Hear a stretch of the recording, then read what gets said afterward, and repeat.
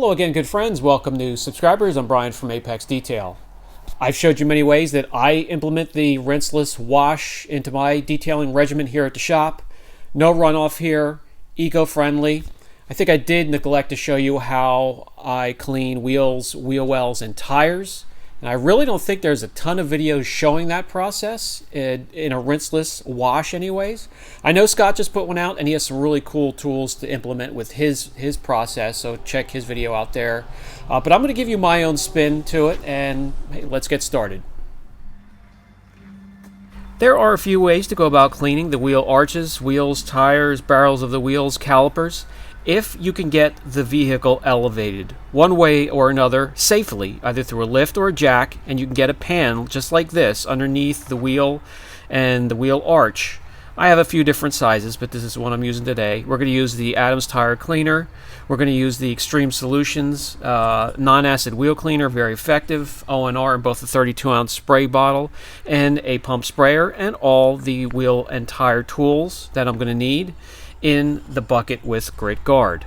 So the first thing we're going to do is we'll get the Extreme Solutions wheel cleaner inside the wheel arches, in the barrel of the wheel, around the calipers, and the face of the wheel.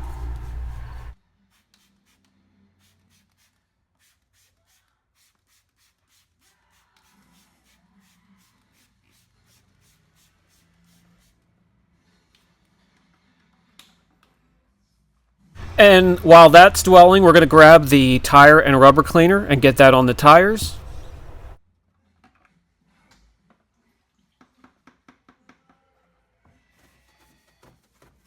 I have a couple scrub brushes on longer handles with rather stiff bristles to get in the wheel arches. I'm going to grab those first, work on that area, work from top to bottom, just like everything else. By the way, in the bucket with the wheel tools, I have an ounce or two of the Extreme Solutions wheel cleaner in there as well. So when I put the brushes back in there, they easily break down the dirt that accumulate on the brushes. Let them sink down below the grit guard. I'll grab the angled woolly next, and I'll go in and take care of the barrel of the wheel.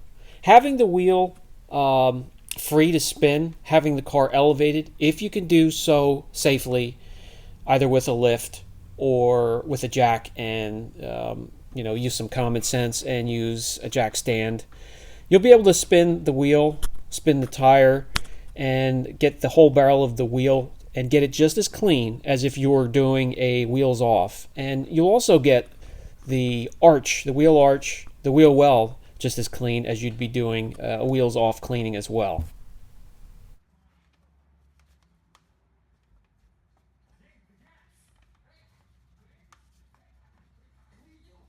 We used the full size and the half size angled wheel woolies to get the barrel of the wheel behind the spokes and as far as we could reach. Now you can grab whatever you want to get to the caliper. With the size of the opening in between the spokes, I can use something like this. You can also use a smaller detail brush. Whatever you want to use to get in there is perfectly fine. Having the wheel free to spin again makes it a whole lot easier. You can get it the whole size, the whole caliper cleaned perfectly and be able to get to it. Doesn't matter what type of design, intricate designs there are for the wheels these days. Having it free to spin like that will make it a whole lot easier. Then you can grab whatever you use dedicated for the face of the wheel. Usually a lot softer and a little bit more careful for delicate finishes on wheels. If needed, grab that smaller detailed brush and get in and around the lug nuts. Grab your tire cleaner brush next. It's going to have some stiffer bristles than the wheel brush, and go to town on the rubber.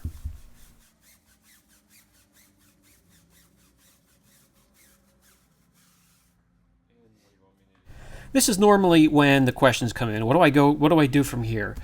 Well, instead of just grabbing a handful of towels and wrecking your microfibers, come in with a 32-ounce spray bottle of ONR or whatever rinseless you use and do a little bit of a rinse, so to speak, of those areas of all the brake dust you just agitated and broke loose. In and around the lug nuts, the wheel arches, the barrel of the wheel, the calipers.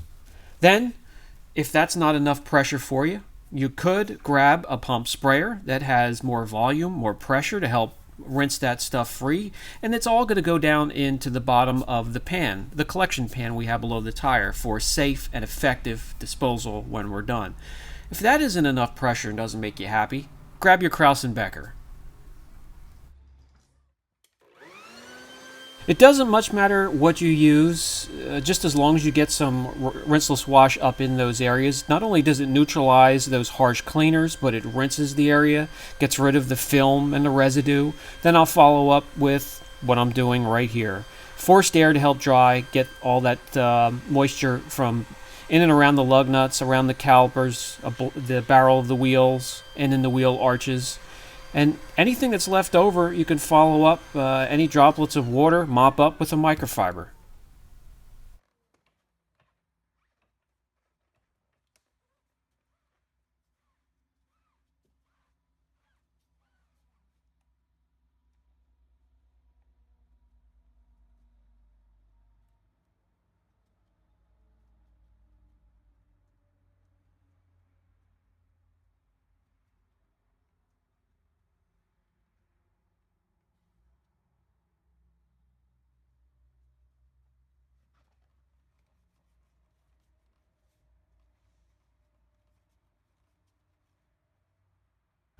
I want to make sure not only the face of the wheel, but behind the spokes and in the barrel of the wheel, the caliper, and the wheel arches are perfectly dry, because we're going to follow that up with some dress and protect products.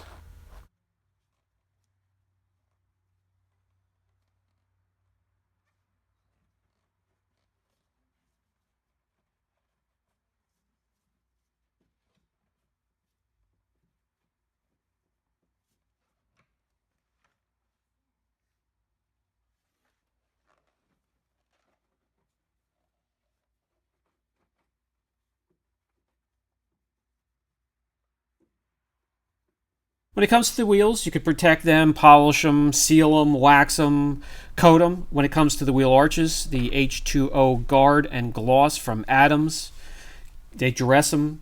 It protects the area, has a little bit of SiO2. Those are great for wheel arches. Gets them nice and dark and rich in there. I'll let that dwell for about 10 minutes, and I'll come back and mop up any excess. Adams tire dressing for the tires, a very good look for them as well.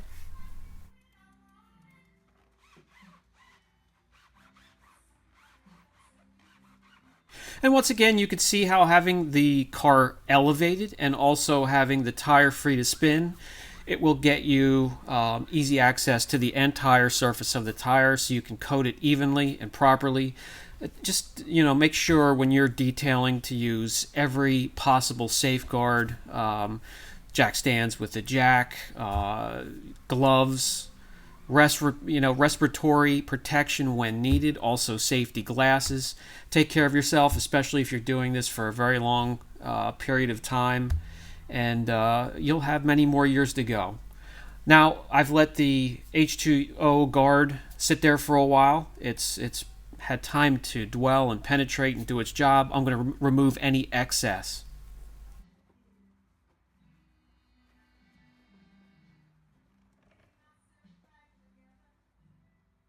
And this also gives me a chance to spin the tire and make sure there's no buildup in between the tread to turn into sling a little bit later when the vehicle leaves the shop. So before we leave it down, I'll bring you guys in close so you can see, with no hookup whatsoever, no electric, no water hose, nothing, no machinery absolutely to assist you. You can get the wheel wells, tires, calipers, and barrels perfectly cleaned, dressed, and protected.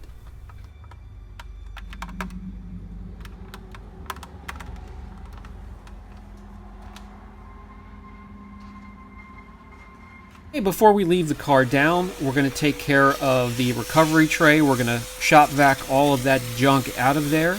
You could take it out then and rinse whatever might be stuck or bonded to the tray, wipe it, spray a little bit of degreaser in there and wipe it if you don't want any runoff whatsoever getting into the ground. And that's what I try to prevent, so that's what I did. A little bit of degreaser in the pan, a junk microfiber. That's perfectly clean. We can put it away and we are done.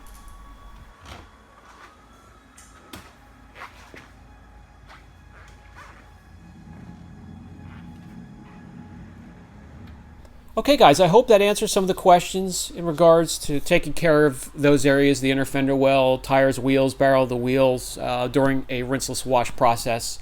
Again, more of a hybrid wash the way I do it.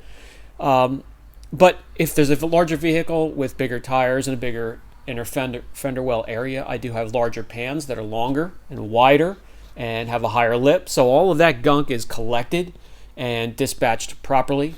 And the best way to rinse those areas, with O&R or a rinseless wash product is either with a 32-ounce spray bottle, the Kraus & Becker Jr., the electric unit, IK foam line foamer, or any pump sprayer. And all you're doing is using a little bit of the rinseless wash fluid to get that gunk off the wheel and tire, and then you can get rid of it properly. So if you have any questions, don't hesitate. Brian from Apex Detail. I'll catch you in the next video.